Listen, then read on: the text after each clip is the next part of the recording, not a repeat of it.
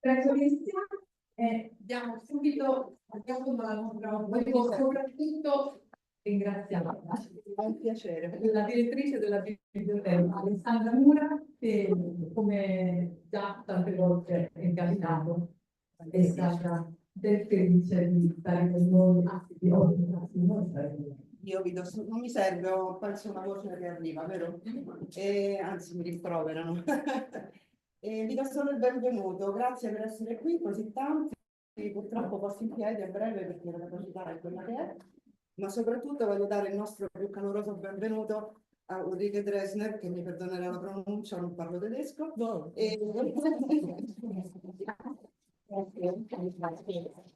Tra le voci più alte della letteratura tedesca contemporanea, è poetessa, scrittrice, saggista, critico letterario, ma di questo ci parlerà molto più degnamente Camilla Miglio, docente di lingua e letteratura tedesca della Sapienza, traduttrice, saggista, scrittrice e molto altro che adesso non sto ad elencare, e la traduttrice Cristina Vezzaro. E niente, vi lascio microfono e sala. Grazie. Grazie. Io so che abbiamo tanti versi e tanti passaggi da leggere, cercherò di essere più breve possibile. Vi consiglio, per chi conosca il tedesco, di andare sul sito di Ulrike Draesner, che è www.draesner.de, che ha anche una versione inglese. Perché? Perché sono dei viaggi, ci sono anche assaggi di che cosa? Dei suoi saggi, dei suoi romanzi, delle sue poesie, anche dei suoi punti di vista sul mondo. Quello che tengo a dire è che Ulrike Draesner da anni, ormai forse 30 anni,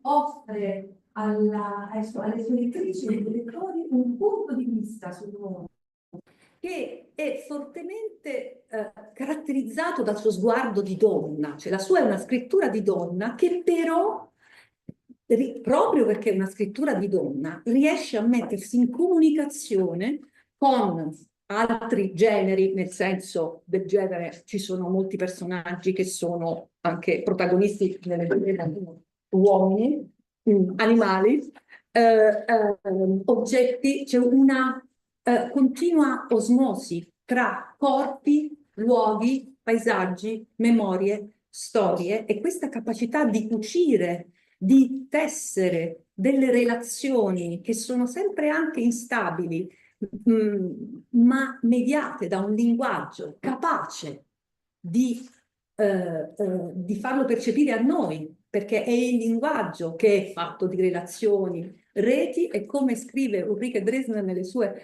lezioni di poetica, anche di buchi, perché in una rete i buchi a volte sono più importanti dei nodi. I pieni, i vuoti, i ritmi di un pensiero che è regolato sul respiro e sul corpo proprio e il corpo mondo, che non è discreto, non è un'entità diversa. Questa continuità è una cosa fondamentale. Per questo motivo, per il resto, appunto, non voglio parlare troppo a lungo. Siamo qui riuniti per ascoltare versi e prosa su una modalità dell'essere, l'essere in viaggio, il passare attraverso, il partire, l'attraversare. E sentiremo poi, io ringrazio, oltre che Ulrike, Cristina Vezzaro, che ha coraggiosamente tradotto questa traversata, che in tedesco è intitolata Der Kanalschwimmer, cioè è appunto un uomo che, lei ci spiegherà perché, attraversa a nuoto il canale della Manica. E questa è un'esperienza che lo cambierà. È una persona che ha una certa vita alle spalle, ce lo racconterà lei, ma ed ha in comune con la nostra Penelope proprio questa maturità di sguardo. Penelope, e questo è un po' Stefos, vedremo, è una di solito anche in questi giorni c'è una mostra su Penelope al Colosseo Palatino, che di nuovo ci dice che Penelope è quella che testa e aspetta la sua attesa, la sua pazienza, la sua fedeltà, la sua stabilità.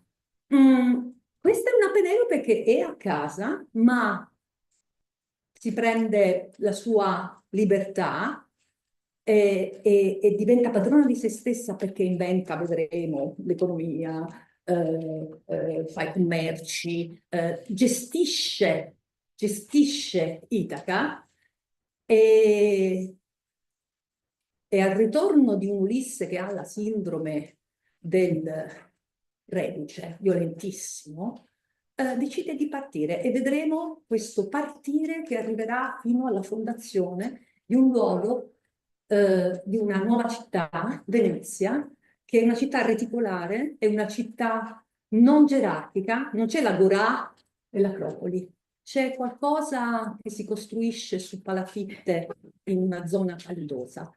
C'è una grande consapevolezza di scrittura della natura, oltre che della tecnica, oltre che consapevolezza del corpo.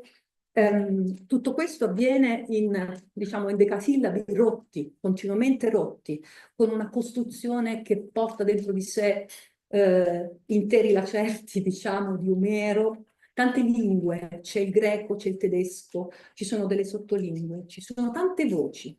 C'è l'invenzione delle figlie. Penelope, certamente con i proci, lei ha avuto dei figli, lei si prende il suo piacere, lei gestisce il suo corpo e si circonda di figlie e di schiave liberate e c'è un equipaggio di donne che partono e alla fine vedremo cosa faranno della nave.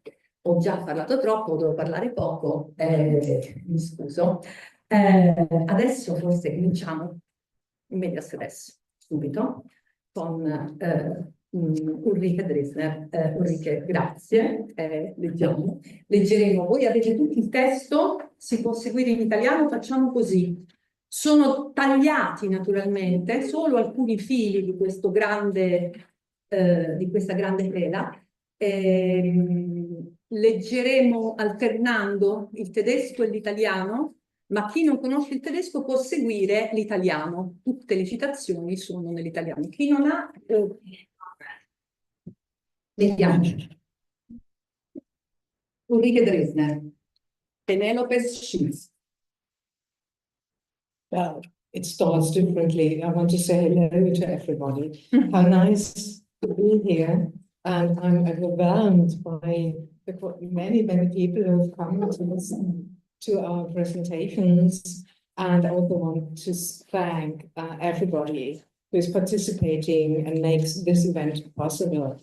I'm so happy to be able to stay in Villa Massimo for a week and to enjoy Rome and everything it offers, including the sun. And I'm very, very grateful to L'Università Sapienza for inviting me and for inviting Christina along with me. And first and of all, of course, I'm thankful to Camilla for, she's been accompanying me and my work for quite some time now. And when I talked to her about Penelope, she immediately reacted and said, this is an amazing idea. I need to translate it. And right away, she started. And this is actually why we are able to present this very new text to you. It's going to be published in German in August. So it's an unpublished manuscript in 2 languages, or 3 even. You'll hear that there is some ancient Greek in it as well, but only a couple of words.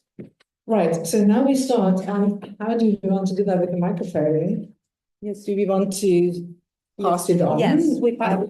This is a nice and appropriate gesture. Yeah.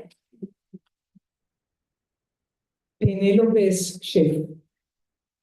Dieses Post-Epos enthält eine Frau, die ihre Muskeln an ein Rudergerät starrt, Chirurginnen und Sirene, die Erfindung des Telefons an einem griechischen Strand, eine verfettete Athene, Helena mit Hühnchen im Hals, Sehnsucht nach Mördermüdigkeit, einen in ein Gurkenglas eingelegten Mythos, 3 Vaterländer, eine afrikanische Tür und eine Schwiegermutter naht. Penelope è migrante, guerriera, pirata, bugiarda, inventrice dell'economia, prigioniera, sedotta, nipote di Leda, cugina di Elena, nessuno per Cassandra, vegliarda, bestia marina, cicatrice ambulante, viaggiatrice d'élite, padrona e liberatrice di schiavi, polipessa, madre di famiglia, ladra, economa, inventrice del birdwatching, viziatona, regina, fulmine. Zu Hause ist eine Fiktion der Unabänderlichkeit.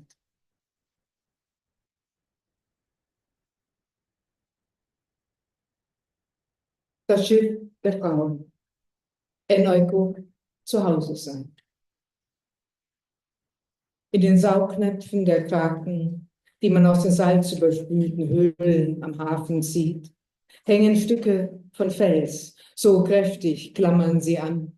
Einem Polypen gleich muss man den faulen Kerl aus Kirkes Schweinehöhle zerren, wo er sich hätscheln lässt, ganz Helene, ganz Hormon, statt den Acker zu pflügen, seine Herrschaft, den Eukos zu bestellen. Laut schimpft Antikleia aus dem 1. Stock des Palas, wo sie, schwarze Krähe zwischen den Schirmkronen der Pinien, die Straße bewacht, um ihn, Utis, den kurzen Sohn, dessen Kosename niemand bedeutet, als ersten zu greifen, während sie, Penelope, die Fremde, sie weiß doch, wie die Schwiegermama über sie denkt, sie, das zarte Mädchen, die muskelgeschmeidige Spartanerin, jeden Morgen nackt und gelassen, wie junges Olivenöl im Hof, unter aller Augen kommt die auf Frauen schauen, mit ihren Augenring und die Weite wirft, weil wieder eine große, wiederfarbene Leere wühlt in See. Non alerte con più di causa, si occupa di ciò che chiama porto. A un'ora di corsa selvatica, il suo regno lontano, ognuno si imbroncia a suo modo in epistole, racconta mythus, poli, fem, filo, fem. Come lei, Penelope, aspetta e aspetta suo figlio, così lui può travestire il suo struggimento in radici d'orto, in potenza arata, sicché il mondo crede che lei stia cucendo vestiti, mentre l'aurora gioca in fondo agli occhi col suo dito. Con lei che la gente sa cucirli dentro. La sua casa fiorisce, Elopeia, Ellescos, lettere e cartoline infinite spedisce a Elena, collo di gallina, a casa di prima, Sparta, attraverso Glaucopis, occhio di civetta, fino al mare. Valugina e risuona Itaca il cortile, dei rimbalzi della palla allenandosi le ancelle. Ancelle, parola odiosa. Quelle sono le sue donne, il suo riparo, il suo scudo. Als der Wind kam über Aulis, scharf, rauchig, über Land aufbrach, des Lorbeers Knospen, der Hyazinthengrün aus der Erde trieb, hat ein Dichter sie in die Küche gesetzt. Und fand er sich weibliche Körper, deckt auch Rosinen in den Arm, Moi, Emmepe, Musa, zählte Rosinen vom viel geschleuderten Mann. Sie lacht. Utis, Polypos, Odysseus, Polyampon, Die berüchtigte Krake der geht, während sie Cassandra, ihre Tante aus Troja, Strophion nach Goldschal trug, über der Brust vor Mekines, mörderisches Tor, Fell, Fell, fleischfressenden Jäger, 18, Anatolien, Ägypten, auf, alle Richtungen, Lo, ihr Lieb, Leid, Leid. Voce d'olio agili attraverso vini frecciati, fili mute. Anche lei ha perduto una patria. Era rosa il pregone, sguardo volto indietro, permane in forma di sete. Ma nessuno, partito da anni, torna indietro come quello che era prima. Il compito che Utis le aveva affidato sarà assolto. Se lui torna, lei poi libera sarà di partire per restare colei che è diventata Penelepte. Affonda la corona di ciglia dei remi nell'acqua, dalla finestra, come spilla, allungati sul mare. Questa pelle rosso chiara di pensieri, nessun epos potrà contenerla. Schnell und wild und tief wie die See, die See. Bänken, die auf einem Balken gleiten im Hof, Seile gespannt, ziehen ihre Frauen mit beiden Armen vor die Brust ein Gewicht, rudern auf der Stelle durch Sand. Die Freier halten es für einen ihnen zuliebe erdachten Argon, einen Wettkampf, die Gynäkaion in leichtem Stoff, Brüste erblößt. Übt auch sie, Penelope, fest der Körper, selbst nach dem 5. Kind. Die Mädchen, die sie gebar, behielt sie. Eunone ist 15, Andrea 12, das Haar verklebt von Schweiß, reicht Medusa, ihre älteste, ihre beste Tat, ihr Kirkes, die Witwe des Meeres und fruchtenden Menschen entlösten Brief.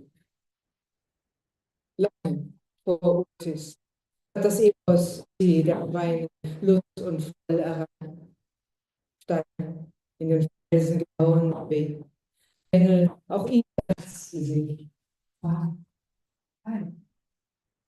Zum Sommerpalast, auf Busch und Strand, halb dämmerig unter Zypressen gedrückt, empfängt sie der Halle Kühlen mit seinem Sohn, Größe, den ihren und kleinen, wechselt zwischen ihnen sie hin, wechselt her, Würfel spielen die Wachen und Geld in der Tür.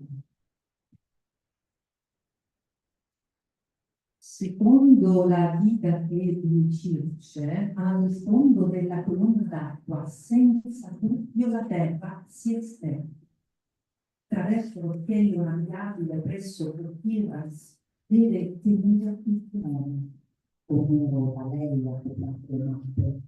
Al cielo parlano 4 carpentieri fenici, alloggiano il porto nella casa affidata a Veneno, dove Utis pesava, dove Utis pesava, pagava e separava gli schiavi, il bambino dalla madre strappando l'uomo alla donna. Dimmi cos'è tanto tempo fa.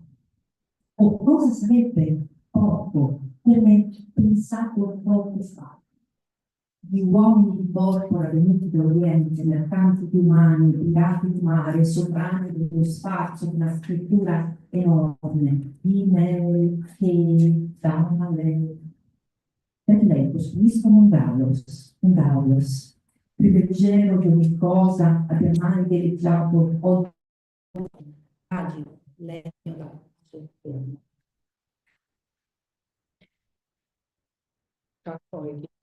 Werden sie verschönern, sie führen, in wechselnden Krügen, achten, der Spinnen gebaren, jeden Sturm kennen, bevor Menschen entdecken, und singen des Holzes, Kontinent, an Küsten sich Bergen und Pelagos, Flussbos, leert sich das Wasser, segeln auch nachts, wenn jeder Wunsch am Himmel sich dreht, bis auf den sicheren Berg. Lachen wird im Norden das salzige Bett, allein den Osten durchzieht, schwitzender Fett.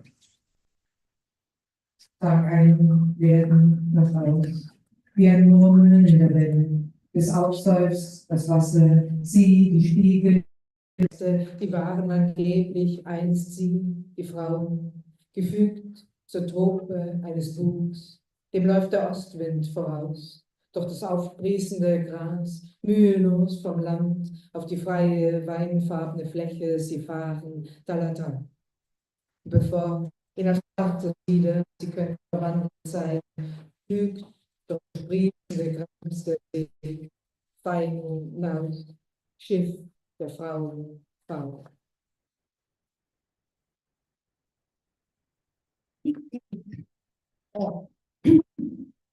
L'isola viene uscita. Intilate l'ago, mie care, mie dolcissime, dice Penelope Clotilde, come donna agile dagli occhi azzurri, giari in aria, senza delirio, coraggio, visione, niente si compie. Cucite il cuoio intorno.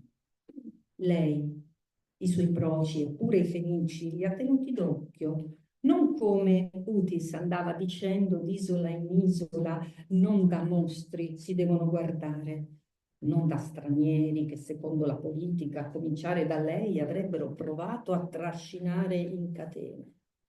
Deve la nave stare accorta e scaltra, bensì dai suoi simili, in guardia contro gli droi dal marito tagliente. Tornato.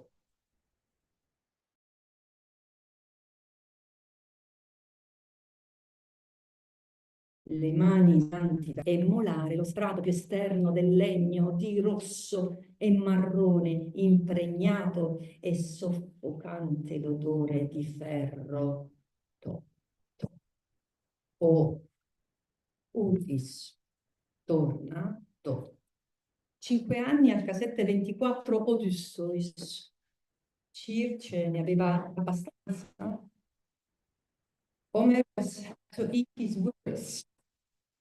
Dillo ancora. Tornato. Circe.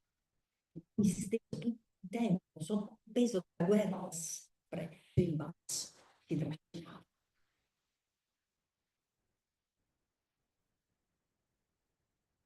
Wie mit dummen Namen habe ich nur Ohren in ihrem Augen, Mauern, die Satzen, Melonen, Juni gleich, ihr Blut in Bäuchen.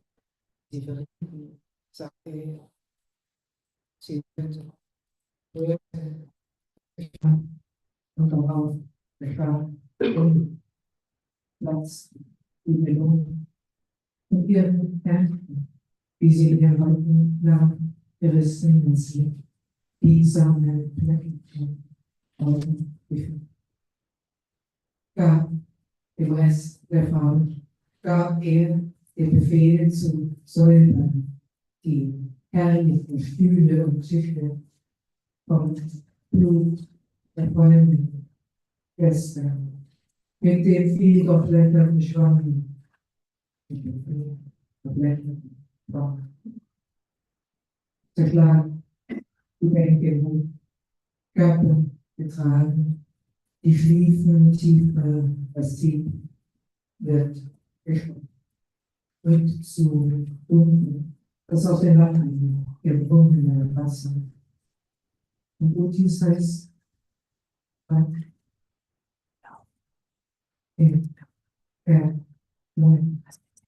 Ehe ist dauernd so grün, so knapp, Liebling, das Dunkel, der Rauch des Bergs, Nacht, Lieb des Leuchtsten des Bettes, für Lieb, die Herrlichkeit, Mann, o Liebe, jede Flamme des Lieds, der Achtung, Dank, traurig, glaubige, ach, der Schlaf, die Zerbeten, lass leben, lass spielen, die Laufen, gegen das Rauschen der See, lieb ihn, dass sie spielen, auf ihm liegt, ihn bedeckt, spielen, Frieden an ihrem Mann, ach, verhört.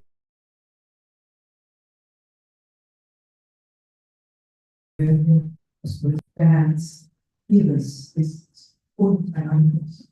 Und er selbst für sein.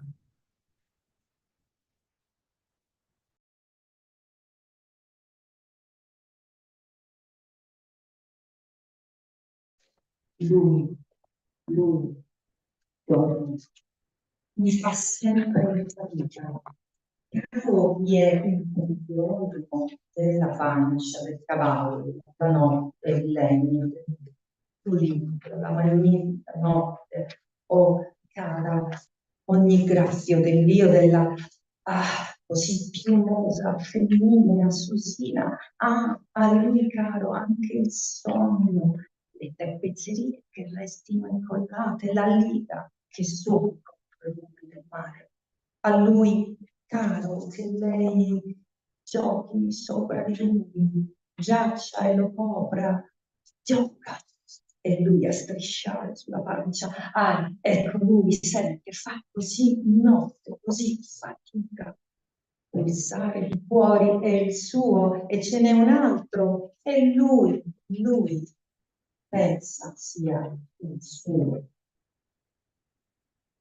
Da quando la prima freccia attraversò il salone degli uomini, le pareti del palace sono come sospese, notte su notte, le sue donne lo spingono in là con i remi, oltre il mare si staglia il loro futuro, oltre le mura di lui.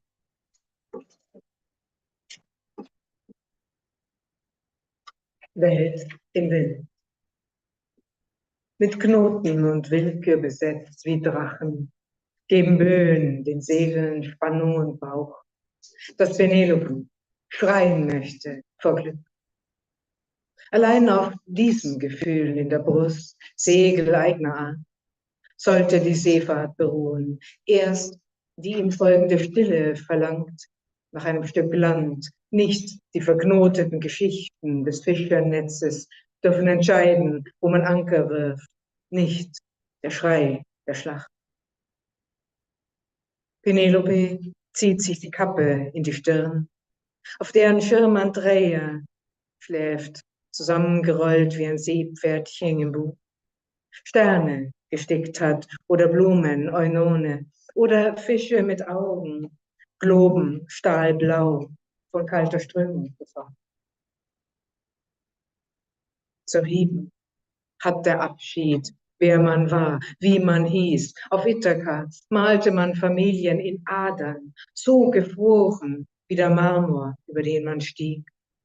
Während das Holz der Ruder sich dehnt, als atmete es aus eigenem Antrieb, ohne Peitsche, ohne Zwang, heben die Frauen aus den Wellen das Schiff, jede Hand zählt.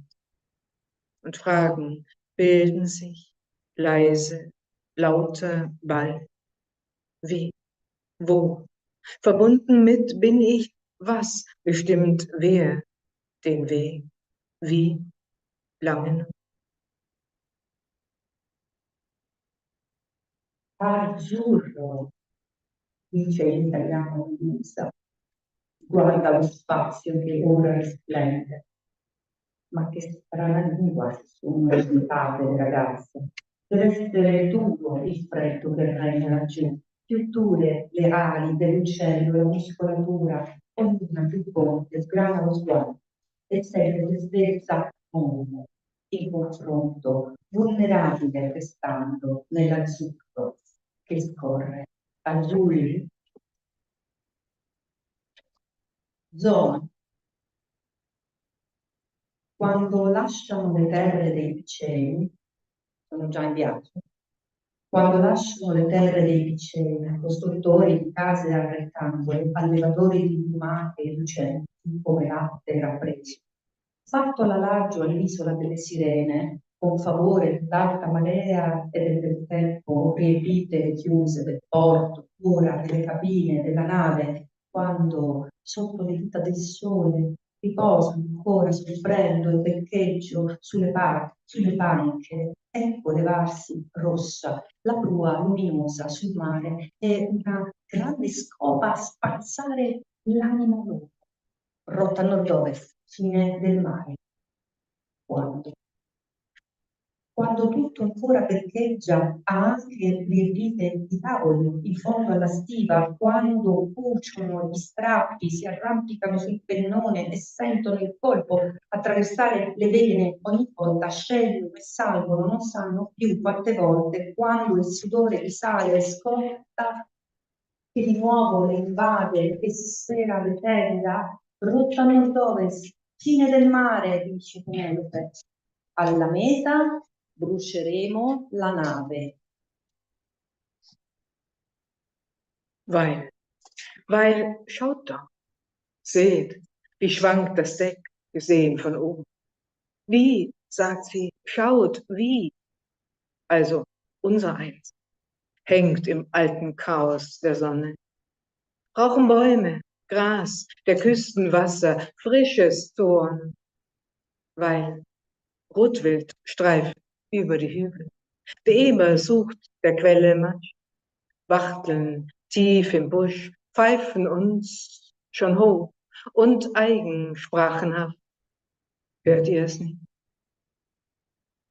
Unter diesem Himmel, über den zufällige Wolken in Flocken, wie die Tauben des Waldes Erinnerungen ihre Wege ziehen und sinken ins Dunkle, die Flügel weit gespannt. Hört ihr es? Hört ihr mir zu? Verbrennen das Schiff. Warum? Ruft Andrea. Doch Medusas Gesicht leuchtet auf. Sono arrivati quasi alla laguna. Lotta laguna. Canta l'insenatura riposa in se stessa. Glotta laguna, piena di pesci, salata e dolce, per via di un fiume che scorre dai monti tra dune e sabbia circondate da alghe, le isole, come lenticchie appena trascelte nella ciotola galleggiano d'acqua, sparse quasi a metà tra orizzonte di oriente e occidente, si offrono come rifugia, sguardo circolare, come mistura di acqua e di terra a chi non ha più forza. Ignara procede la nave per mezza lunghezza nella sabbia, porti la attingono le braccia delle covatrici tra i rovi sposi, lontano da casa sono andate donne piene di contrasti, ora si somigliano tra loro molto più di prima. Laggiù si distinguevano da laggiù come fossero state tutte trascinate nelle ombre loro, più volte pressate e tornate a piegarsi in porti stranieri, tradotte. Dove il mare finisce, la terra non comincia. Dove il mare non finisce, la terra non comincia. Davanti a banchi di sabbia, pietre arbusti che diventano canneti, diventano fanghiglia, rivoli intricati da alta e bassa marea, prima cosa schiacciare le zanzare e le carne. La meta aiuta. E anche il basilico dolce, sa quasi di nuovo il mare semichiuso, arriva il sale da sud-ovest. Nessuna riesce ad appiedare nell'acqua, ma Medusa si immerge a occhi aperti, Andrea sulle spalle, agita le braccia con un polipo allegro, polutropon, pensa Penelope, tigateres polmeteis, tigateres polmeteis, guardano i raggi del sole. Vespe dalla lunga coda. Langwänzige Wespen suchen Zucker zwischen Zypressen, Eichen und Pinien, der Zikaden, Teretitit, Tein, Zartheit gilt es zu erfinden, Unblut. Der Schiffshund, als erster von Bord gesprungen, bellt aus der Ferne. Torkelnd hebt eine Ente sich in die Luft. Seine Lieblichkeiten streckt das Land als Überhänge ihnen, als haftende Stoffe entgegen. Mit Wasser gemischt ist es diese Uneindeutigkeit, die den Ausschlag gibt. Man erfindet das Schwankungsbereite, das Zuhörende, ein Andersein. Lichtpfeile schnellen von smaragdgrünen Brechern, Stimmfetzen verwehen im Wind. Stumm steht die Frauschaft des Schiffes, Schwielen an den Händen, im Halbkreis, um seinen Körper, dunkel, muschelbesetzt. Mit Hilfe der Flut zogen sie es auf Sand. In Medusas Augen flackert sein brennendes Holz. Penelope hält die Fackel noch in der Hand. So wird sie des Endes wie der Ankunft Bild. Sie glüht.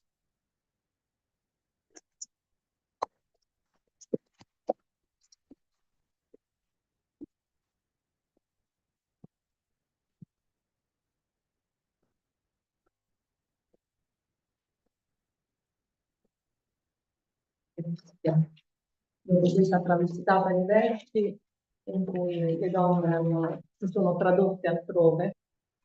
Passo la parola a Cristina Vezzaro che ci dirà qualcosa di questa altra traversata. Grazie Camilla. In English, right? How many people are here from English Anglo-American Studies? Do you understand Italian? I speak. Va bene, I puoi can parlare do italiano. it in English so that she can also understand. Ok. I can also understand. Well, I'll start in English if there's any issue. Just switch to Italian. So, thank you very much for this invitation, Camilla. It's an honor for me to be here. We share a passion for Ulrike Draesner's writing. When Camilla was translating already her poems into Italian in 2009 or 10, that's exactly when I discovered her writing in Berlin. Actually, I was at the Berlin Times Lauerbach and I just fell in love with the sound of her writing.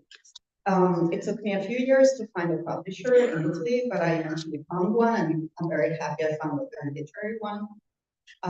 That is Woman Edizioni, Daniela Di Sora, accepted to publish the first novel by this author in Italy. As you can see, she's a very prolific author.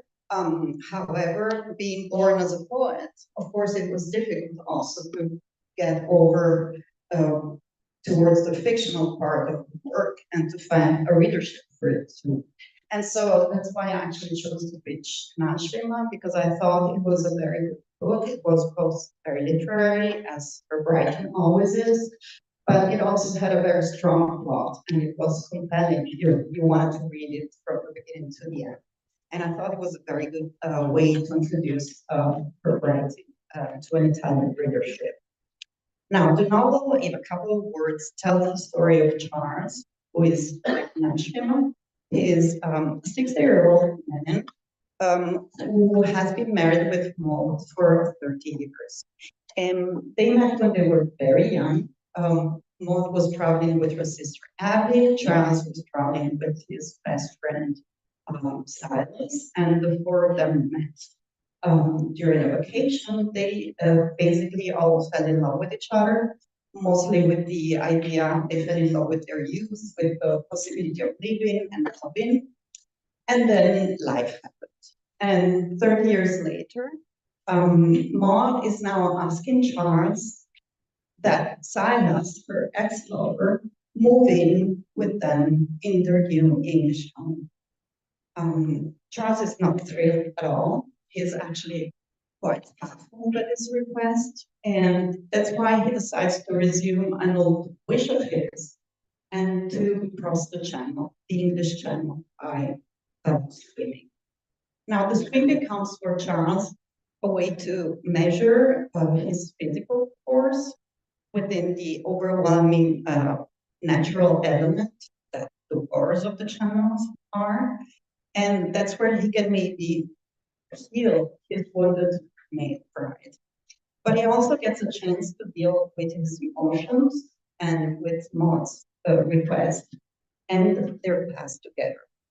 So the setting of the novel, apart from a relatively short introduction, is basically the English Channel. And during the swim, Charles tries to deal with his life by reconstructing his past. So in the water, while swimming, that's mostly the novel. So what I'd like to talk about today is precisely these two elements, water and movement.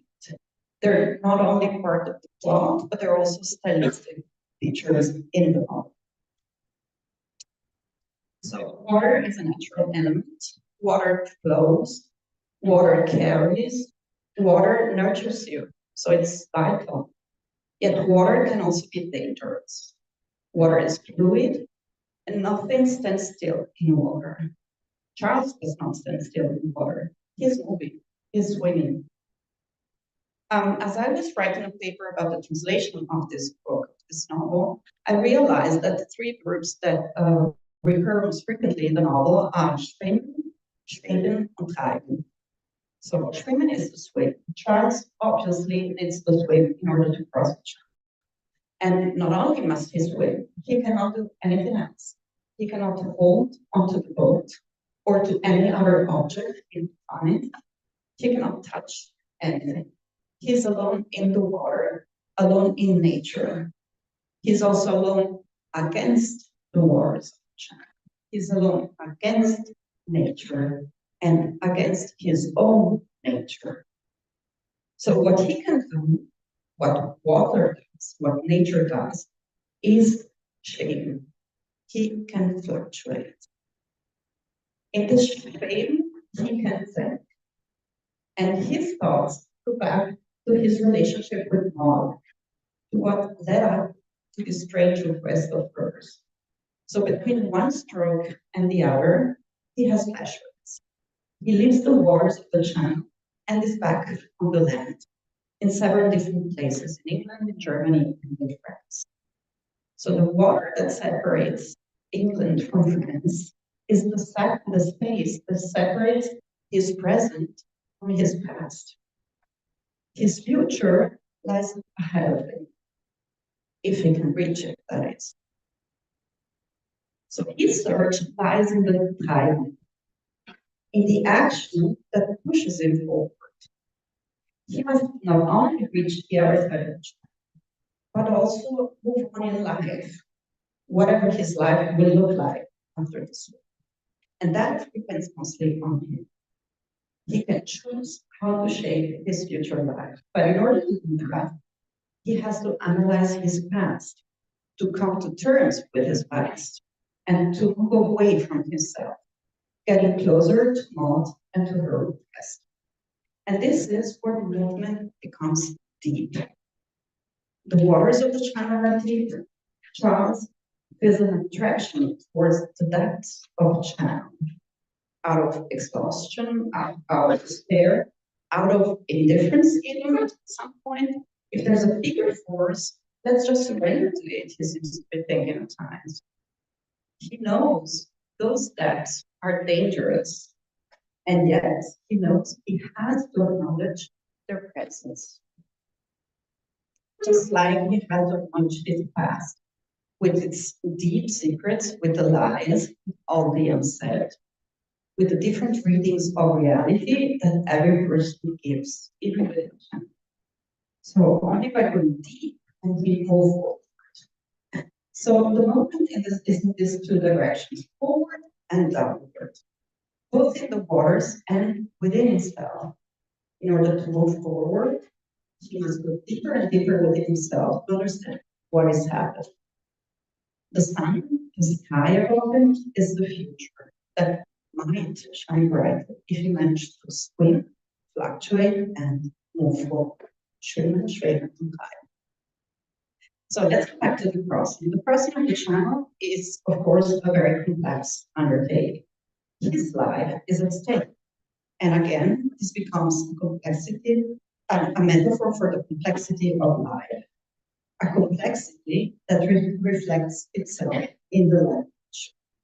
Ulrike Draesner is a poet, and her fictional production reflects her poetic approach to language. Images, sounds, alliterations, associations, oniric images, thoughts. There is no sign of boredom in Charles' mind. His thoughts are as fluid as water once he starts.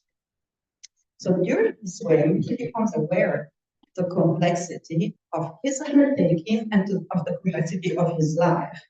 And not only that, in order to reach the French shore, in order to get his life back together, he has to give in to complexity. Now, in complexity, there's no such thing as smoothness or dullness. And as the plot is being told in a movement forward, thoughts run deep in a movement upward. Every sentence thus becomes intense, pushing into directions, often with small language glitches, imperceptible landslides, where words get a different meaning, become polysemic in a holistic approach. But every word counts. Every image is intensely built to reproduce both fluidity and the two movements, forward and downward. And this was, by the way, also the challenge for the translation of this novel, to give in to complexity, to resist the temptation to simplify. So basically, to follow Charles in his own undertaking. Trasformazioni e attraversamenti is the title of this reading. So crossing the channel will allow Charles to change. Attraversamenti permetterà una trasformazione. This is why the Italian title of Canal is Attraversata. Not only was it impossible to find such a direct title in Italian as Canal, but as I also explained Ulrike when we were in Berlin working on the Italian translation, while Charles is obviously a male character, I could see a feminist approach to the story. Because what Maud is trying to do here is to overcome strict heteronormative relationship in order to include in their marriage the people that have contributed to shaping their lives. Silence, her ex-lover and Charles' best friend, and thus indirectly to memory of her sister.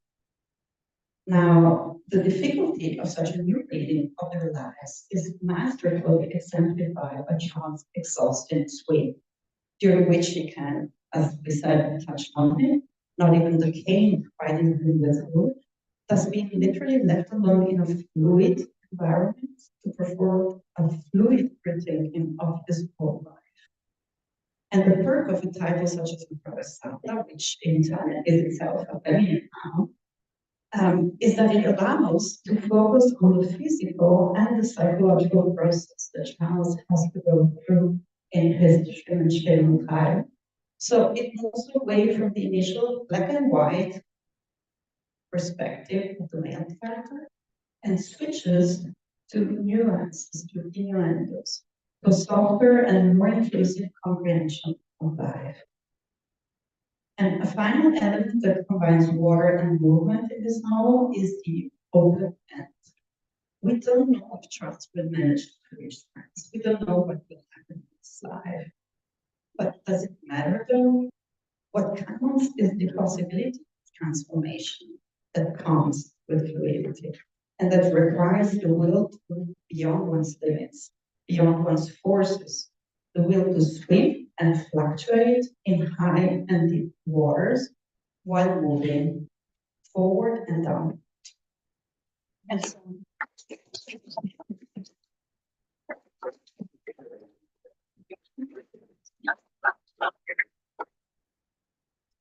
Thank you very much, Christina, for your wonderful thoughts. I'm really quite impressed by how you read and presented the the kind of structure of some of the metaphysical thinking in that text. When I start writing, I don't think any of this.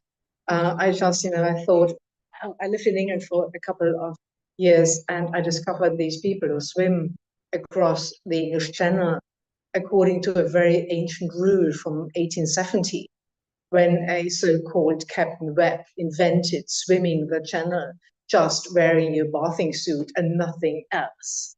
So it's allowed to wear some goggles, but nothing which aids you to swim across. And the water, the hottest temperature of the water is 70 degrees Celsius in August. That is when Charles swims. And at one reading, a person came along and asked me, why she had researched the channel swimming. It really happens. I didn't invent it. And she had researched it. And she said, what really strikes me, it's funny. Can you only cross the English Channel from the English side? Everybody swims from England to France. And I looked at her and said, no, of course not. You could swim from France to England as well. But can you imagine anybody French who would think of that? So it's really a very, very British or English sport. And so I started writing. And at the beginning, I really had a problem. I knew why Charles would go into the water because of this kind of, this exciting offer by Maud, which hurts his pride. And then he's in the water. I was interested in the process. What does swimming in cold water for more than 12 hours, what does it do to your body, to your mind, to your thinking, feeling, whatever? And I had a real problem. I thought the topic was interesting, but my real problem for the plot was, how do I get him out of that water again? I found a solution in the end. Christina mentioned it. There are kind of 3 ends, and everybody can choose what she or he likes best. Does he survive? Does he reach France and survive, or doesn't he survive?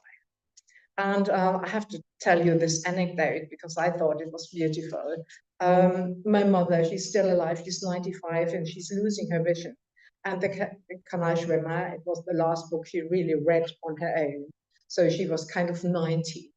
And she had read it, and I came to pay her a visit, and she grabbed my arm and said, Ulrike, he is really dead in the end, isn't he? And so I really felt that this was important to her, and I said, yes. Then she smiled, and I was, a bit astonished about it. I thought, and then I realized why. He's 60. He's really young from her point of view. So she was alive, he was dead, everything was good. So, be careful when you read the book on which end you want to settle. And now I was wondering, I think I need to ask you, how many people are here who do understand German? Because, it depends. I'm going to read some pages in German, so it would be nice to know who knows German and who doesn't. So yeah, exactly, raise your hand. It's only just to give me an idea about, how long this should be. Okay, most people don't understand German, so I only read, I just give you an idea of how it sounds, just a paragraph or 2, and then Christina is going to read the Italian translation. And one other thing before I start reading, I start just right in the middle of the book when we are in the water with Charles, and it's quite amazing because I only realized after I had written the book that the book was really quite crazy enterprise all in all. And because I realized when I gave a reading and started to talk about it, it's one of the most stupid things you could do as a writer, what I did. I chose a protagonist who most of the time can't speak because he's underwater, and who for almost the entire book only makes one kind of movement, swimming. Though this is, in a way, I realized, I was quite astonished about myself. I had tackled this kind of challenge without noticing the challenge. Right, now you hear a bit of it, and then Christina takes over. Die Wellen triumphierten. Es war, als wollten sie jeden Augenblick zu marschieren beginnen. Spürten sie, wie allein Charles dank des Nebels war? verlöschendes Grün achat, grau. Nahm das Wasser an den Rändern seiner Arme wahr, was seltsam schien, weil sie nicht mit den Rändern übereinstimmten, die er sah. Für Sekunden, Minuten beobachtete er sie von außen. Fast vergaß er zu schwimmen. In Wassermilch oder sollte er Himmelsmilch sagen, die Wörter machten keinen Unterschied mehr, mochte noch die eigene Bewegung, Erfindung sein. Das dichte Wetter verschlang Charles' Hand am Ende von Charles' gestrecktem Arm. Seine Brustzüge, die er nur wieder aufnahm, weil er die Beine entlasten musste, begannen hinter den Händen. Die Hände fühlte er nicht mehr. Das Denken begann vor der Stirn. Hab Angst. Hab keine Angst. Hab bloß keine Angst vor der Angst.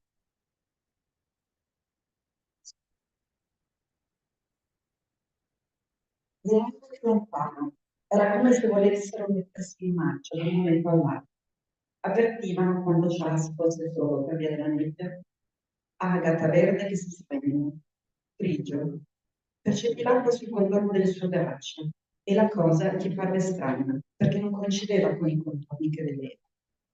Per qualche secondo, minuto, si osservò dall'esterno. Quasi dimenticò di nuotare. Nel latte acqueo, o dovevo forse dire l'acqua celeste, le parole non facevano più alcuna differenza.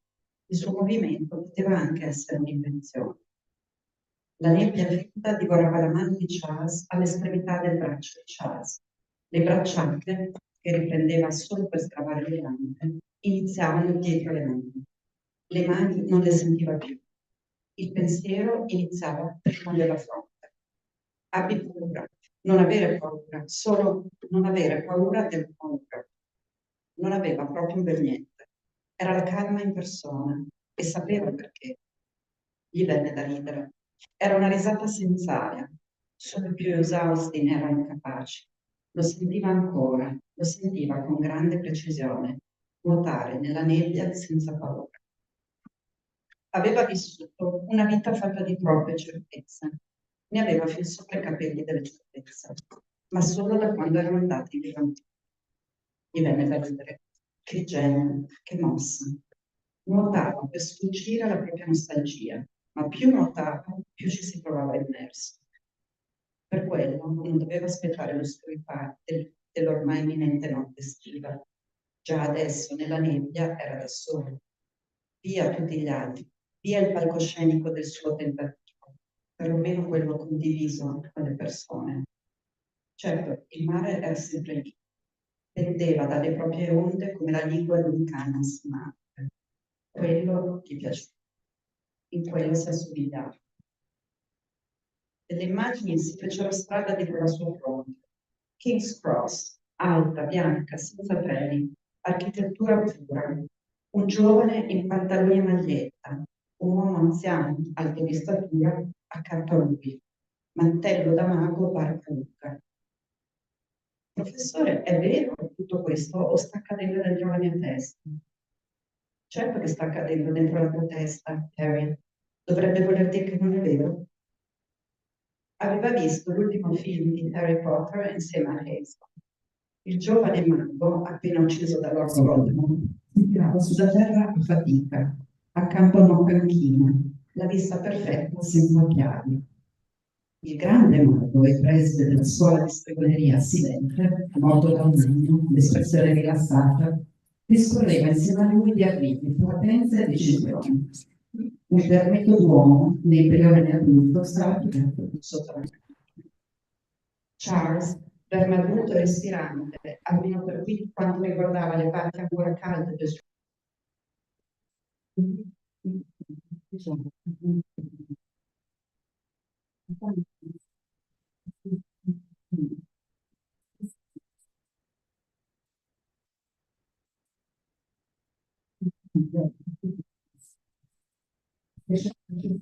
che circondò con le dita, le strinse.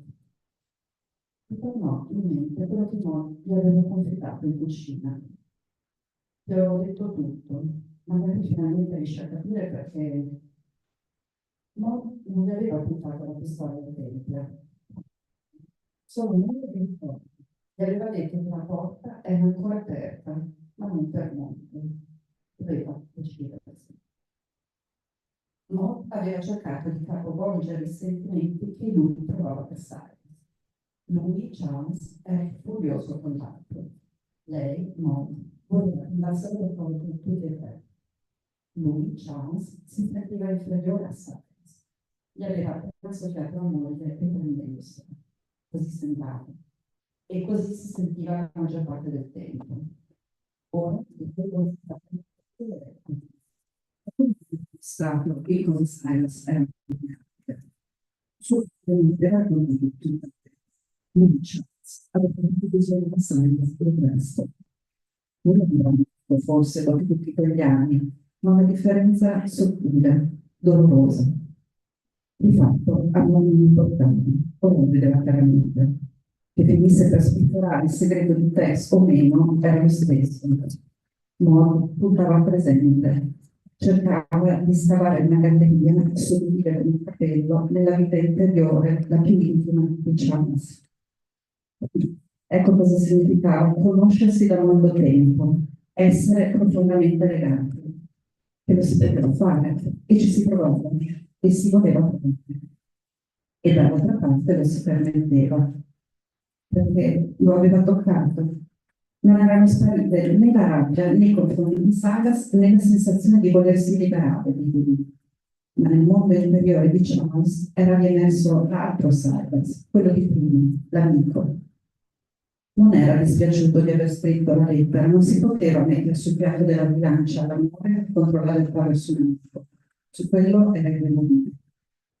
A tempo Charles aveva sciolto l'amicizia con Silas, o perlomeno la lettera. Per fortuna si era indurito nei confronti del vecchio compagno. E ora no, dimostrava in cosa Silas era vulnerabile. E lui non si limitava a vederlo, lo sentiva pure e si ammorbideva. Perché Maud gli aveva detto ciò che Silas non sapeva. In cosa Silas era in un certo modo innocente. Innocente nel senso in cui si dice talvolta dei bambini. Silas, che per loro quattro aveva sempre capito meno a che gioco si giocasse. Happy e Maud, Silas e Charles, due sorelle e due fratelli, quasi. Stava tornando un po' della vecchia tacita vicinanza nei confronti dell'amico di gioventù e con lei un po' della vecchia sensazione di essere in quattro. Lentamente iniziava a spiegarselo. In fin dei conti stava pedalando nell'acqua ghiacciata, ma forse era sempre stato lento per quel tipo di cose, lo capiva adesso. Non si trattava di Silas, ma di loro 3-4. 3 e 4 ripeteva a sé. 3 bracciata a sinistra, 4 bracciata a destra. Sua moglie solo lo conosceva, non lo voleva davvero indietro. Non come va bene, ma lo stava indietro. C'era quel pensiero. Mo componeva una melodia con 3 strumenti viventi e un quarto suonato dal vento. Pensava ai confini tra le persone in maniera diversa rispetto a prima e glielo aveva raccontato. Gli strumenti vibravano insieme, suonati singolarmente, si ascoltavano l'un l'altro. Chiunque lo poteva sentire, ma pochissimi sapevano come si creasse effettivamente il suono. Succedeva nelle pause, là dove non si sentiva niente. Quelle cosiddette pause non erano vuote, erano stracolme. Ed era lì dentro, in quella pienezza non più controllabile di vibrazioni legate all'orecchio, che si formava la musica vera e propria. Stava arrivando per finire la paura.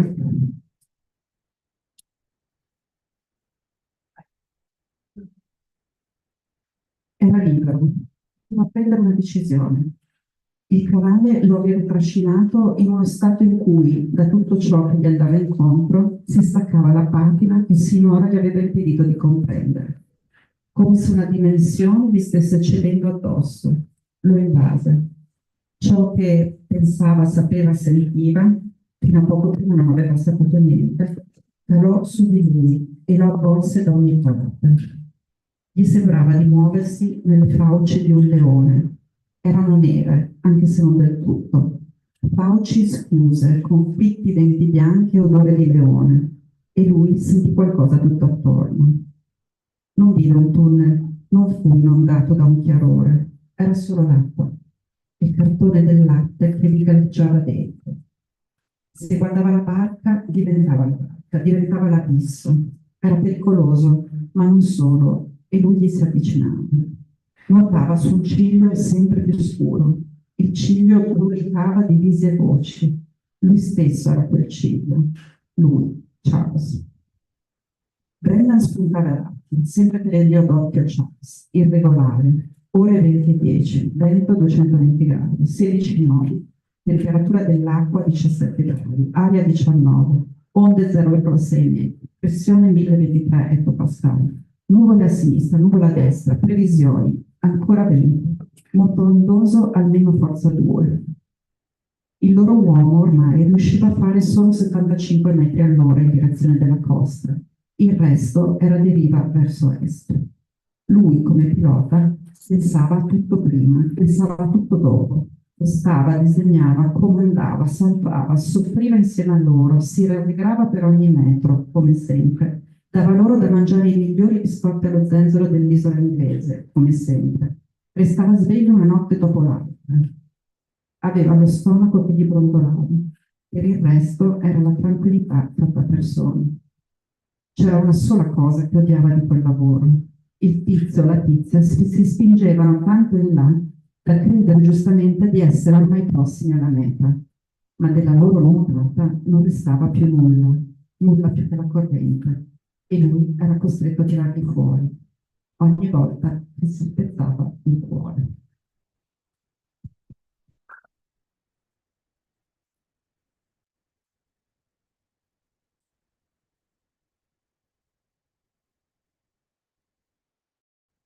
Sono delle domande, se ci sono delle reazioni, siamo pronti a coglierle. I have a question. Should I speak in English? Oh, you can. Yeah, maybe it's better in English. Okay. Okay. We are recording. Okay. So I'm writing my thesis about your work, Scrivo, and I have some questions. One is that one of the use of metaphors. Use a lot of metaphors by speaking about the protagonist who is becoming like an animal, or like a one-to-one person mixed with nature, or one-to-one to the sea, or one-to-one with like as becoming a fish, for example. There's a metaphor on page 162 on my copy, of course, yeah. And I would like to know how what was your experience of using these metaphors, and what did you want to transmit to the reader? How long do you want me to talk?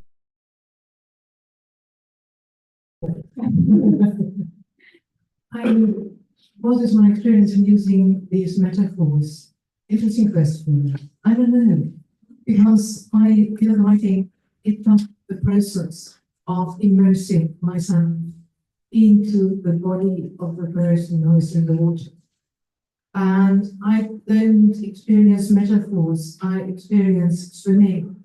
And words come to me, and let's take the fish. You know, it's a kind of standard joke around these people who train for channel swimming. So they told me, you need to become a fish. You need to develop a different breathing thing. It would be very practical to be a fish, it wouldn't be freezing. This is rather still on land, they talk like that, because everybody has to deal with these extreme, it's dangerous. Almost every year someone dies trying to do it. So you have to deal with the entire adventure. And then in the water, of course, as if they were echoes, these ideas come back to you, and perhaps you really wish you were a fish. Because each fiber of your body, each muscle, for a while it hurts, and after a while everything is so numb that you don't feel it anymore. But at the finish, you would be able to let go. You could stop making this movement, the depth of the channel wouldn't be so dangerous. So it is rather unmetaphorizing the metaphors. Just don't let's always think in as if or in comparisons. Just be more radical and experiencing and thinking about our bodies in an element which obviously once, thousands, millions of years ago, obviously we were animals of the sea as well. But we've abandoned this and it's not our living space any longer. So what does it mean as a human body to transgress our area, our habitat, our area of life? And it makes you feel your human boundaries, your humanness, the limits of who you are. Though it's not metaphoric, I think in writing at least, the metaphors become more concrete. They are part of a search for a language where a person, a character here, obviously set out to experience the borders of our physical existence. And having said this, it immediately becomes clear, it became to me in writing, that the physical existence borders on the metaphysical existence. And this is the borderline along which he swims, and that is one of the reasons why he becomes attracted to that. So that, again, it's not metaphorical. If you are swimming in the channel, there is quite a long way to heaven beneath you. So it's a very real, life-threatening death. But of course, the metaphorical dimension comes along with it automatically. To talk about that, you talk about darkness, and it's a life state.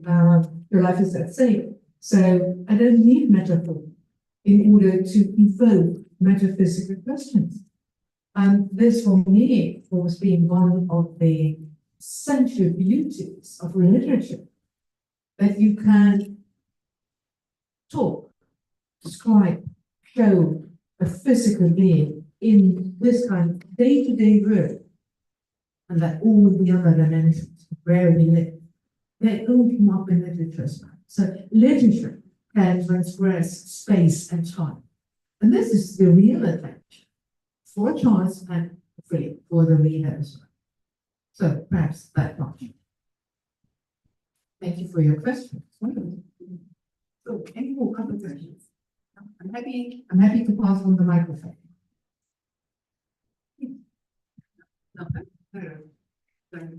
If you don't want to ask any more questions, and if you're still patient, we could read another Tossing a Train, another short passage. I see people who not, that's nice, and who want to listen. Perhaps I should say something about the writing, because I did some research, of course. I did some at the beginning in 2001, then I forgot about the book. Then I started rewriting 14 years later, and went back to my research, did some research online, started to write, and at the end, when I almost finished, I went to Dover and talked to real channel swimmers who were waiting for their swim. And, I managed to get into the water up to my knees. It's really freezing cold, damn it. And I did some research about the sea, the channel. It's a very specific sea. It's one of the busiest streets for traffic, sea traffic in the world. And there are various lanes. So there's if you look from France, there's the French border and the French coast, and then it's a French zone. Then you have a shipping lane, and I think that on that side it goes from the Atlantic to the Northern Sea. And then you have a middle zone, it's called a Z. And then you have the other shipping lane goes the other way around onto the Atlantic, and then you have the English territory, and then the English coast. So it's like stripes. And the middle thing is called Z. It's a zone Z. And this is where they all shove the waste. Because, the country's own part of the coast, and we would be responsible for disposing of the waste in a kind of rational way. So they want to save money. So there are English ships and French ships who shove the race into the middle of the channel because then it's no man's territory and there is a race in the middle of it. And I wrote the book in 2018, 17, 18. I came out in 19 and we had the refugee crisis in Europe, you remember, in 2015. And since then, they have a watch system of drones against migrants on the French and on the British side. And we're going to read, or Christina is going to read another passage where these, you know, like contemporary political issues kind of interfere with God's spirit.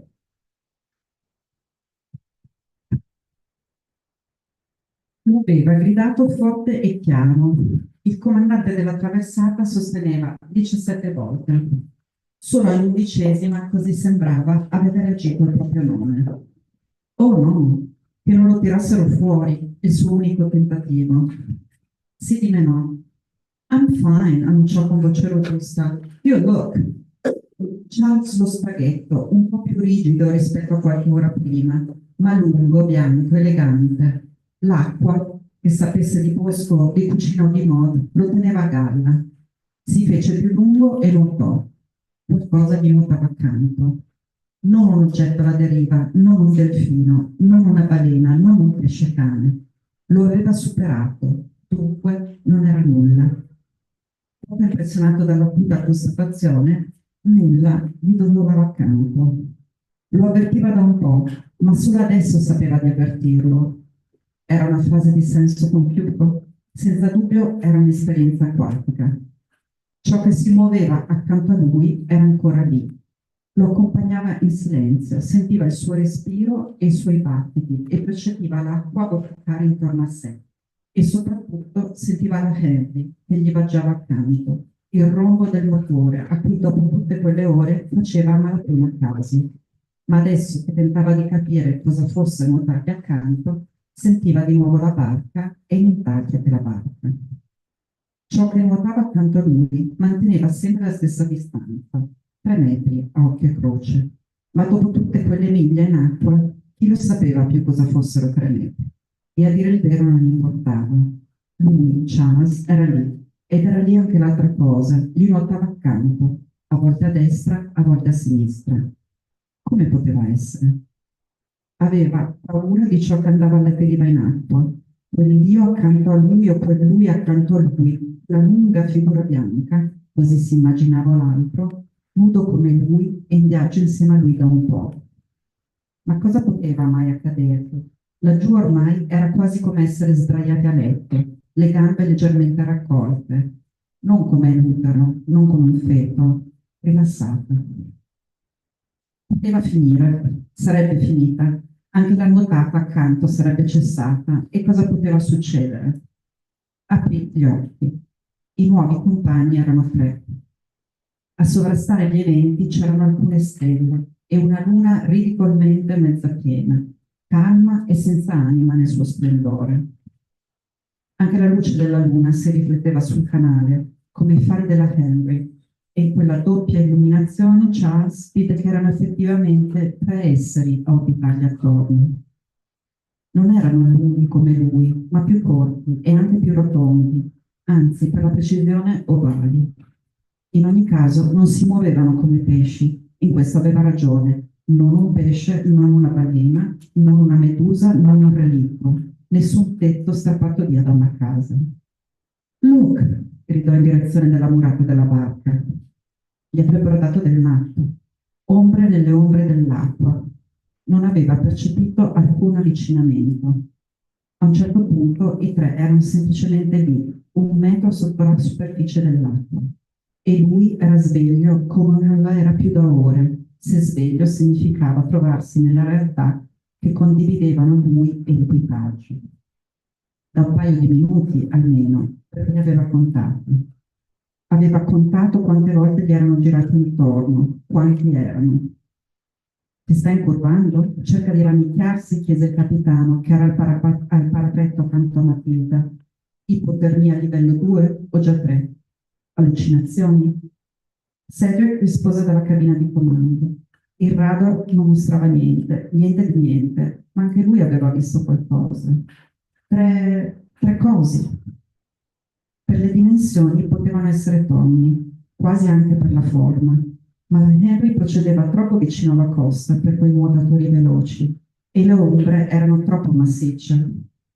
Charles percepiva ciò che gli orbitava attorno scherzando via l'acqua, ma nel punto in cui tracciava rapido i suoi passaggi, vedeva ogni volta solo il buio più vivo. I cerchi erano impeccabili. Ovunque si girasse, i suoi accompagnatori mantenevano invariabilmente la stessa distanza, sia tra loro sia da lui. Sfruttò la boccata successiva a sinistra, finalmente stava a destra della Henry, per gridare all'equipaggio la parola, la soluzione. Che vedessero quanto era sveglio, quanto era avanti rispetto a loro. Udi Brendan, I don't believe it. Fu Matilda a rispondere, You're right. Un po' del sangue caldo che circolava ancora in lui gli ritornò nelle dita. Era l'1:30. A quel punto beve.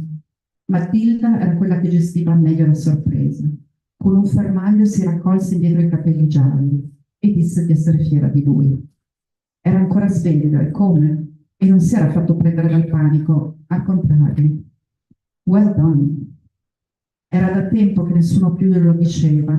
Si allungò e i polpastrelli erano effettivamente quasi caldi quando strinsero la bustina con la bibita. Charlie Darley. Pilota e verbalista si sporsero in giù verso di lui oltre il parapetto. Mancava un miglio scarso alla costa francese. I francesi setacciavano la manica per scovare immigrati illegali. Una cosa del genere non era mai successa. La voce di Brendan sembrava distratta. Nemmeno io ho mai attraversato il canale a nuoto, pensò Charles.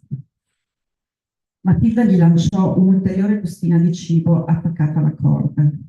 Decisamente le insegnanti gli piacevano. Questa doveva essere stata eccezionale. Decisamente, l'oscurità sott'acqua era più cara dell'oscurità giusto accanto alla sua testa. Chiara la barca, la sua ombra nero pesce. Accanto a Charles, dell'erba di mare dalle piume purpuree si cullava al vento, spigolosa, sprezzata, bella. Voltolava sotto il cielo scuro punteggiato di forellini stellati. Voltolava sopra di lui. Si sentiva bene. Gli occhi del pilota seguivano la bustina grottescamente rosa che dondolava sopra Charles, alla luce della torcia di Matilda. Per il resto, tutto ciò che vedeva era capolinevole, ma pur sempre perfetto. Un nuotatore esausto attorno a cui orbitavano 3 droni.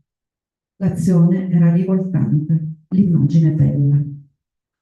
L'abilità con cui le macchine imitavano ogni movenza dell'uomo, programmate sull'uomo, come se il canale non fosse già, anche senza l'intelligenza meccanica delle spie, una forza rivolta all'eccesso contro ogni essere umano. Mi parve di vedere ad un tratto una verità che riguardava tutti. Delle ombre volavano attorno al corpo e alla testa di ognuno. Lo accompagnavano, passo dopo passo, per un'ora. Charles succhiò il proposito lentamente dalla bustina. Voleva assorbire non solo il nutrimento, ma anche l'immagine, la barca, i cacciatori, lui. Erano loro a fare di lui quello, la loro preda. Che benedizione! Ora non doveva più cercare di convincere il suo pilota in tutti i modi, non doveva elemosinare perché gli desse un'ultima chance. Aveva dimostrato di poter essere considerato nel pieno possesso delle sue facoltà mentali. Proprio lui, il pazzo nella brodaglia salata, nell'oscurità, nel suo sogno, era avanti rispetto a tutti.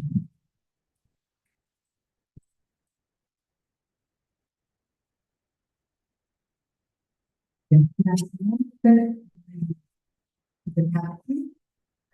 abbiamo visto 2 possibilità di attraversare il mare, dentro, sopra. Le donne sono anche dentro il vento e poi arrivano dentro una palude. Ho solo un'ultimissima domanda, dato che ieri siamo state alla Galleria Borghese. Abbiamo ci siamo soffermate soprattutto su Apollo e Daphne e abbiamo ragionato un po' sulle metamorfosi, la possibilità di metamorfosi, di cambiamento. E vi dico, molti degli ultimi romanzi, come l'ultimo, si intitola proprio Le trasformate, di Verwandelten, donne trasformate lì dall'attraversamento di un confine temporale e spaziale. I would like to ask you if you see, I know that you see it, but if you tell something about the relationship between metamorphosis, changing, violence, and and whether we can build an aesthetic with the gaze on this relation. Starting from what we saw yesterday,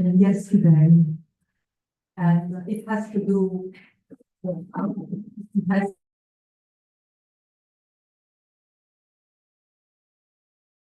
a lot with what we read, and too, but why do we need also a myth or a post-myth, not neoclassic, but contemporary in this respect? Yeah, thank you for this question. Why do we need that? There are many answers to that why, I think. One of the reasons was mentioned by Christina when she kind of recounted the plot of the Trasformazioni, and she said, and then life happened. Lives tend to happen. And they always surprise you. Sometimes pleasantly and sometimes not so pleasant. I think that especially we are social animals as humans, and living in exchange with other people surprises, and it also means that you are challenged and that you need to change in order to maintain a relationship, because everybody keeps changing all the time. This has always explained to me why, some of the very important literary works of our European tradition, why they talk about change, like the Metamorphoses by Ovid. And when I wrote Die Verwandelten, which is a book about women who experience violence basically induced by war, but in different forms, that talk about how they survive and how they cope with living with this experience of violence which happened against them psychologically or physiologically. I came across these Metamorphoses again, and there was something really astonishing, not so astonishing, but still striking, about the book itself and the reception.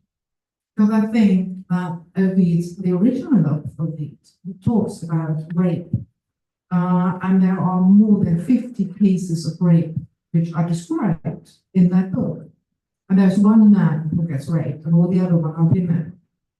And in the Latin, that is very clear that it is a rape. He uses the word vis, which means, well, overpowering and force and brutal enforcement and all that. But in the German translations from the 19th and most of the 20th century, there is no force. So, it's been kind of annulled.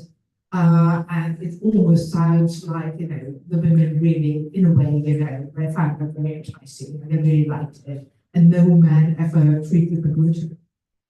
Okay, right, this wasn't the surprise. The other surprise, but there was a surprise and a consequence. The surprise was the Latin original, because when you read it word by word, you find that what Ovid describes is a very knowledgeable description of the entire act, what it means for both sides.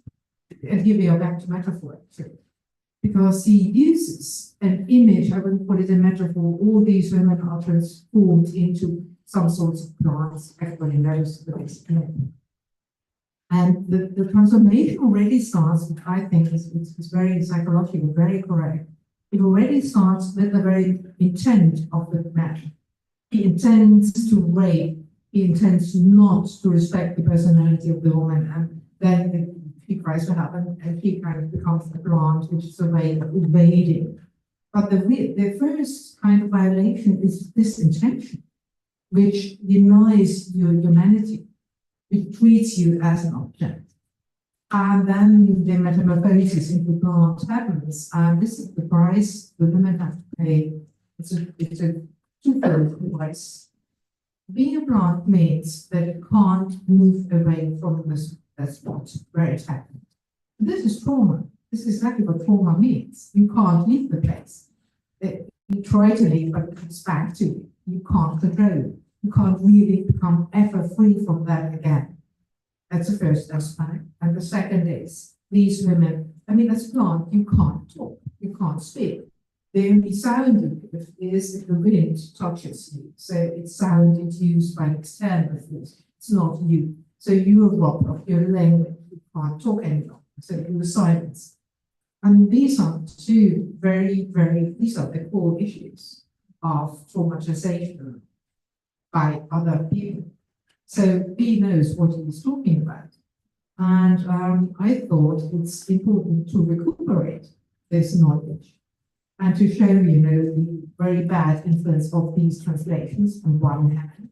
The other bad influence, like in Germany, many schools were only for boys, at least in the 19th century. And guess what they read in their lessons? In Latin lessons, they read Ovid. And what does that teach to a man? That you can rape women and get away with it all the time, almost. And we have to talk about that, because these are the kind of images which subcutaneously in our half-consciousness still influence our societies. They are not forgotten. They are still kind of in the fluid texture of what, weaves society. They are still present. So I think it's important to retell them, to tell them from, for example, a female point of view. Females who are aghast, astonished, but also you start to take up these myths at the core of the myth, which are really kind of very valuable, and retell them. And so the Penelope, the idea for Penelope is a retelling. And I remember as a child, I came across the kind of myth from ancient Greek, and I read the story of Ulysses, and I was intrigued by him because he was the only hero who had some brains instead of muscles, which I liked. It was more interesting as for reading. And then there was this weird wife of him, and I didn't like that. But I exactly knew at the age of 10 or 11 or something like that I couldn't discuss the issue with my mother, because she was all in favor of Penelope. She would try to sell Penelope's life to me, which wasn't my idea of living. And so I had this kind of, I don't know, disquieted by that experience and by this image of what it means to be a woman. And after a long time, I didn't realize, and after I had done a lot of research into post-traumatic stress disorder, I realized what Odysseus' Ulysses story really was. You don't come back after 10 years, and after 10 years of the war, and another 10 years of an awful journey of return, and he's the only survivor. You don't come back unchanged. So he's traumatized. And then we started to rewrite Penelope, because you just need to think for a second, what happened there?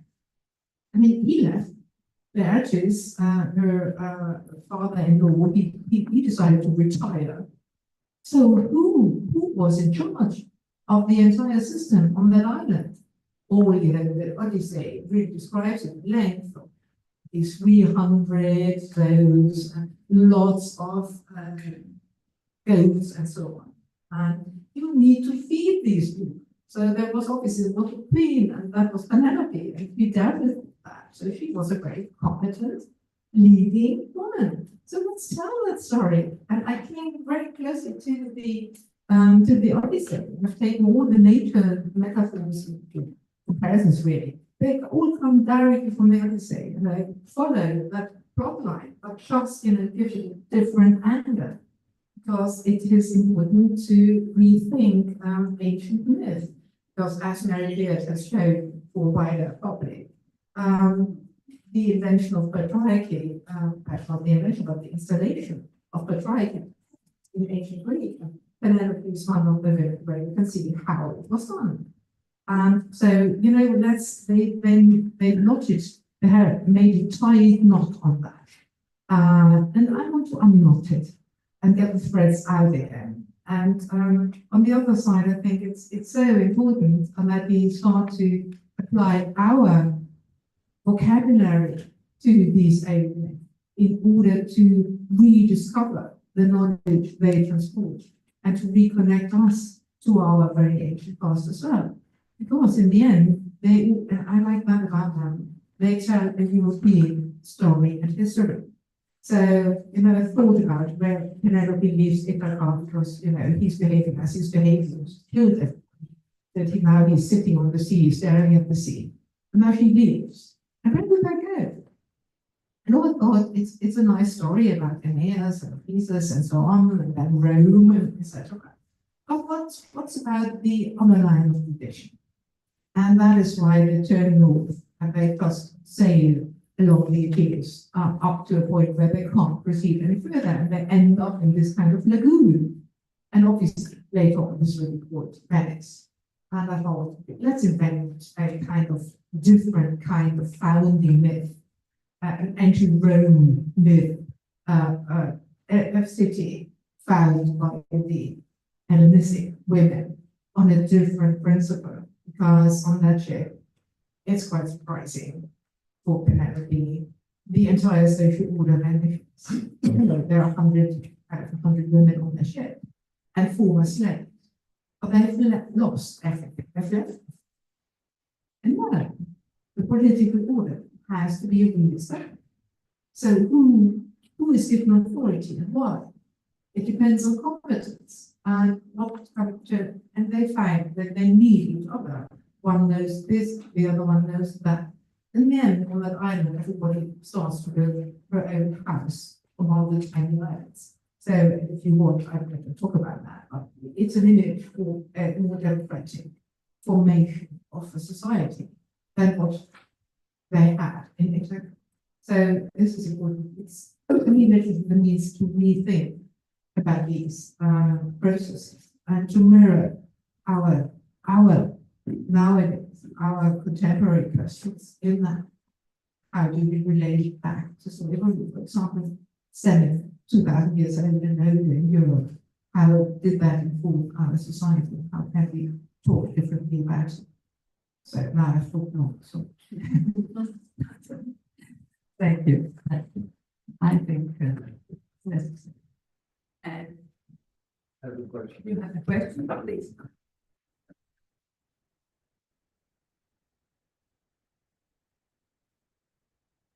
I was wondering, what is the relationship between Circe and Penelope? Is she evil or something else? Yeah. Thank you for asking. There's another question involved in that. When you read the ancient legend from ancient Greek, you hear, you know, long lists of how everybody was related to everybody else. And it's always turned on the male level. But if you just think, you can have an entirely different way of how the women are interrelated with each other. So and it's not my invention, so Helena is Penelope's cousin, and they grew up jointly in Sparta. And I thought, well, what do these women do? The men have left. The Greek women know what that means. They are in war again. We won't see them for a couple of years. So, of course, there is a system of letters, of mail, and they exchange news. Because, you know, messengers travel. So the women have their own letter. And this is alive during the Trojan War and afterwards. So, of course, Penelope knows everything that happens in King and in other places. And she's corresponding with Helena and with Circe as well. I mean, it's a neighboring island. They've known each other for ages. Okay, she's been there always. And of course she knows where Ulysses, Lucius is. And they have this kind of agreement. And in my retelling of the Penelope story, they have an agreement like Penelope tells Goethe, you can have him a bit longer. But in exchange for that, I want you to give me some information about the sea west to Ithaca, because I need, she's planning to sail off, so she needs good knowledge. And she has taken capture of Homerus, because he keeps telling this stupid thing about, that he sits there all morning and all day weaving the tapestry and then dissolving it again at night. It's really fed up with that. So she's got him, and he has to sit in the kitchen, which he really likes.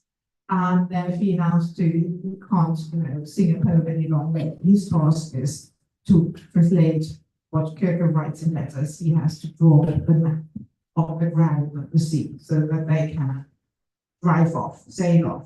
They take him along, so Maris goes with them. And so what's their relationship? Cooperation, understanding, and a bit of laughter. Because, after a while, Kierkegaard's, in Penelope's interpretation, Kierkegaard, she really gets to know Ulysses, with his spell, and so she's fed up with him as well after a while. So he eats all the time. He doesn't do anything. He's too much. And so she's quite happy to get rid of him. Che dobbiamo chiudere a luna, quindi su questa prospettiva di collaborazione tra le donne del Mediterraneo, oltre nel presente e nel passato, penso che possiamo salutarci. Ringraziamo veramente le nostre ospiti e tutte voi e tutti voi che siete stati presenti e anche tutti coloro i quali sono collegati a distanza. Questo comunque potremo rivederlo anche su YouTube, sui canali del Dipartimento, questo incontro di oggi. E vi ricordo, per chi voglia, domani avremo invece una vera e propria lecture in inglese e parleremo di poesia, Voices in the Poem. È pensata soprattutto per i nostri dottorandi e le nostre dottorandi, ma aperta di nuovo a chi voglia venire sulla quante voci parlano all'interno di una poesia, voci in diverse lingue, ma non soltanto lingue, anche linguaggi, vedrete. Grazie, spero di vedervi domani in aula 107.